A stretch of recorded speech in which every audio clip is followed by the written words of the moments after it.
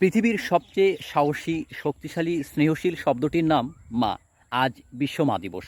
তাই পৃথিবীর সকল মাদের প্রতি রইল আমার ভালোবাসা, শুভেচ্ছা ও একই সঙ্গে সালাম।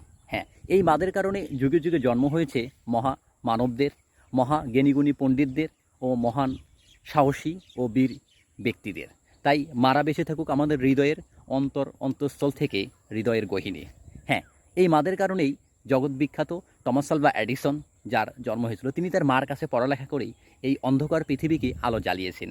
আর এই জন্যই মনে হয় নেপোলিয়ন বোনাপার্ট বলেছিলেন যে আমাকে একটা শিক্ষিত মা দাও, আমি একটা শিক্ষিত জাতি দেবো। হ্যাঁ, মারা যদি শিক্ষিত, সচেতন, দক্ষ, অভিজ্ঞ হয়, তাহলে আমরাও জাতি হিসেবে বিশ্বের বুকে নিজেদেরকে তুলে ধরতে পারবো। আর মহা বীর বা জ্ঞানীগুণী পণ্ডিতের প্রতিনিয়ত জন্ম হতে থাকবে আমাদের এই দেশে। তাই মারা শিক্ষিত, সচেতন হতে হবে, নতবা আমরাও থেকে যাব অন্ধকারে থেকে আরও অন্ধকারের দিকে, যা আমাদেরই ব্যর্থতা দিন শেষে।